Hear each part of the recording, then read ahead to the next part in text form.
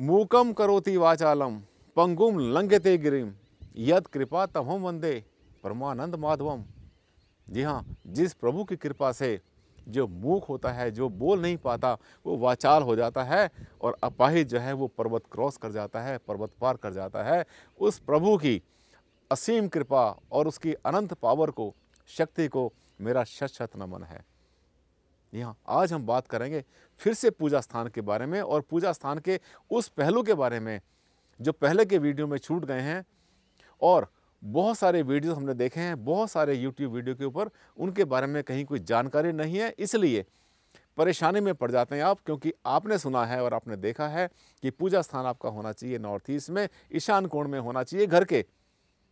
अब घर के ईशान कोण में अगर आपने पूजा स्थान बनाया तो डेफिनेटली 100% मान के चलिए कि आपका जो पूजा स्थान है उसकी एंट्री या तो बनेगी, उसका मुख्य द्वार बनेगा पूजा स्थान का, या तो बनेगा साउथ में, साउथ वेस्ट में बनेगा, या बनेगा साउथ ईस्ट में, या बनेगा उसका वेस्ट में। और आप ऐसा सोचते हैं कि पूजा स्थान या कोई भी जगह बहुत ज़्यादा ऑस्पिशियस होती है, उसका जो मुख्य द्वार है वो भी बहुत बार लोग कहते हैं कि पूरब से बनाओ या उत्तर से बनाओ। ईशान कोण में अगर उसकी एंट्रेंस बनाते हैं तो पूजा स्थान का बहुत बड़ा लाभ मिलता है। लेकिन मैं आपको बता रहा हूँ, आप बना नहीं पाएंगे, प्रैक्टिकल ये बात है ही नहीं। कहना बहुत आसान है हमारे लिए, लेकिन आपको करना बहुत मुश्किल है। अब कैसे करें इस समस्या का समाधान? अगर आपने बना लिया है पूजा स्थान नॉर्थ ईस्ट में, पूजा स्थान का दरवाजा अगर वेस्ट में बनता है, साउथ में बनता है, साउथ वेस्ट में बनता है, तो क्या प्रभाव पड़ता है? और अगर नहीं बनाएंगे तो पूजा स्थान कैसे बनेगा आपका और कैसे बनेगा इसका मुख्य द्वार? अगर जानना चाहते हैं तो इस वीडियो पर लास्ट तक चलिए, आपको दूंगा अच्छा ज्ञान। देश विदेश में डॉक्टर आनंद भारद्वाज एक पॉपुलर सेलिब्रिटी के रूप में अपनी पहचान बना चुके हैं। डॉक्टर भारद्वाज विश्व के हाईएस्ट क्वालिफाइड वास्तु कंसल्टेंट।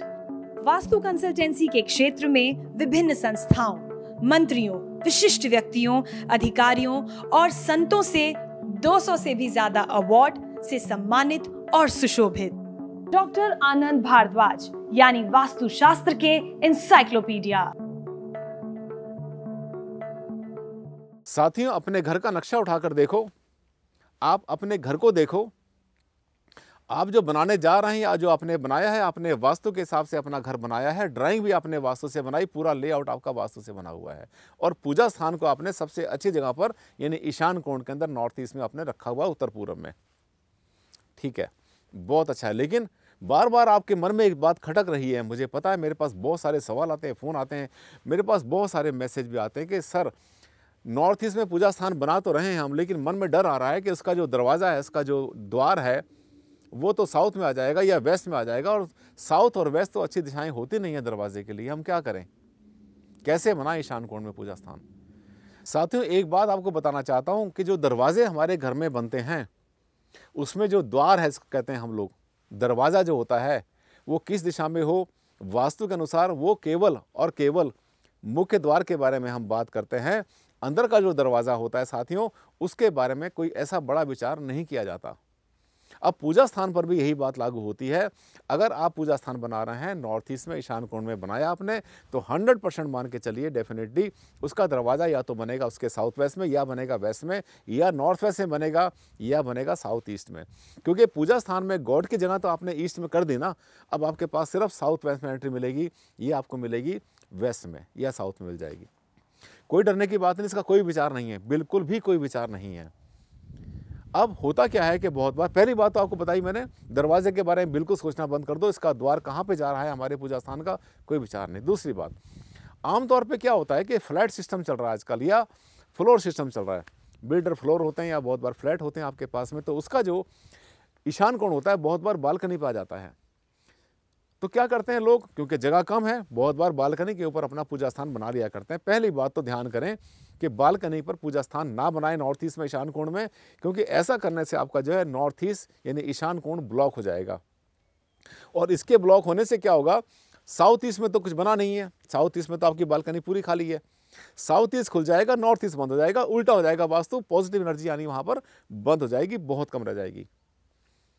अगर बनाने की मजबूरी है, बहुत बड़ी मजबूरी है, मैं कह रहा हूँ अगर मजबूरी पड़ रही है तो एक काम जरूर कर लेना। अगर आपने नॉर्थ ईस्ट में थोड़ा सा आगे बढ़ाया आपने, तो पहली बात तो उसको बनाना आप बहुत ज़्यादा लाइट वेटेड, ग्लास का बनाएं, वुड का बनाएं, हल्का मटेरियल यूज़ करें, उसमें आरसीसी, सीमेंट और ईंटों का इस्तेमाल ना करें, ज़्यादा अच्छा रहेगा, क्योंकि नॉर्थ ईस्ट को कभी भारी नहीं करते। मजबूरी की हालत में आपको अगर अपने बरामदे में या आपको जो है अपने छज्जे पे बनाना पड़ रहा है तो इस तरह से बनाएं। दूसरी बात, इसके साथ साथ थोड़ा सा इससे भारी स्ट्रक्चर को साउथ ईस्ट में भी बना दें, चाहे स्टोर बना दें, इन्वर्टर के लिए जगह बना दें, वहाँ पर शूज़ के लिए, जूते के लिए, झाड़ू के लिए, कुछ भी बनाते हैं आप, वो ऐसा स्ट्रक्चर जो है साउथ ईस्ट में भी बना दें, लेकिन उसका दरवाज़ा मंदिर के सामने ना खोलें। अगर क्योंकि आपने ये मान के चलिए कि आपने जो पूजा स्थान है, आपके जो गॉड हैं, आपके जो ईश्वर हैं, आपके जो परम पूज्य हैं, उनको आपने घर से बाहर स्थान दे दिया, वो अच्छा नहीं है।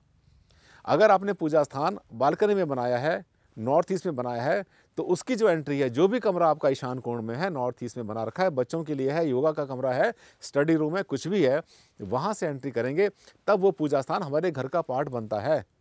अगर पूजा स्थान की जो भी वाइब्रेशंस हैं, जो भी एनर्जी अगर घर के अंदर प्रवेश नहीं करती तो आपको कोई इसका विशेष लाभ नहीं मिलता। तो अगर आपने ईशान कोण में, नॉर्थ ईस्ट में, अगर बालकनी में आपने पूजा स्थान बनाया है तो उसकी एंट्री अंदर से करें। बच्चों के रूम से एंट्री करने में या बड़े बूढ़ों के कमरे होते हैं बहुत बार नॉर्थ ईस्ट में, वहाँ से एंट्री करने में कोई समस्या नहीं, कोई विचार नहीं हुआ करता। बहुत बार क्या होता है कि हमने कह तो दिया कि आपने ग्लास का, जिसे कहते हैं ग्लास का, वुड का आपने जो है टेम्परेरी स्ट्रक्चर बना दिया नॉर्थ ईस्ट में बालकनी पर, मजबूरी में बनाया। बनाना तो अंदर चाहिए, जो नॉर्थ ईस्ट का कमरा होता है वहीं बनाना चाहिए, बालकनी खाली होनी चाहिए नॉर्थ ईस्ट की। लेकिन अगर मजबूरी में आपने बना लिया है और हमने आपसे कहा कि उसको बैलेंस करने के लिए साउथ ईस्ट में भी आपको कोई थोड़ा सा भारी कमरा बनाना पड़ेगा या ऐसा कोई स्टोर बनाना पड़ेगा, सपोज़ कि आपके पास वो जगह नहीं है या बनाना नहीं चाहते या कोई भी कारण है, तब आप एक छोटा सा काम ज़रूर कर लेना। जो भारी भारी गमले होते हैं, जो बड़े बड़े प्लांटर होते हैं, जिसके अंदर बड़े बड़े पौधे होते हैं, गमले, उनको साउथ ईस्ट में रख दें ताकि जो साउथ ईस्ट है वो नॉर्थ ईस्ट से भारी हो जाए। अब देखिए, बहुत ध्यान देना है कि south east should be heavier than north east. अग्निकोण जो है वो भारी होना चाहिए ईशान कोण से। अब इसके लिए भारी गमले लगाएं या छोटा मोटा स्टोर बनाएं या और कोई भारी सामान वहाँ पे रखें, ये आपकी मर्जी है। लेकिन मेरा जो पर्पस था वो ये था कि आपका जो पूजा स्थान है उसकी जो मेन एंट्रेंस है, उसका जो दरवाज़ा है, एंट्रेंस है, वो अगर साउथ में वेस्ट में बनता है, साउथ वेस्ट में बनता है तो कोई विचार नहीं है, ऐसे ही बनेगा, कोई विचार ना करें। क्यों?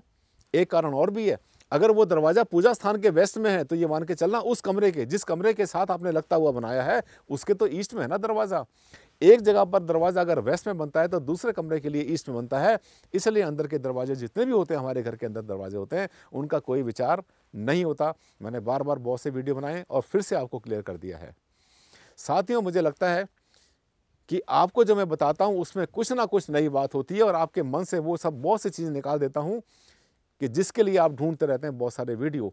और बहुत बार तो मेरे जो चाहने वाले हैं मुझे कहते हैं, सर आप हमारे मन की बात को जानते हैं। जानता हूं तो लाइक करें, शेयर करें इसको, और अगर आपने चैनल सब्सक्राइब नहीं किया था तो अभी कर लें। अगला वीडियो इससे भी ज़्यादा ज़बरदस्त आने वाला है, वो टॉपिक लूँगा जो आपको कहीं नहीं मिला। अगले वीडियो में फिर से मिलते हैं, तब तक के लिए दें मुझे इजाज़त। नमस्कार, धन्यवाद, thank you and take care.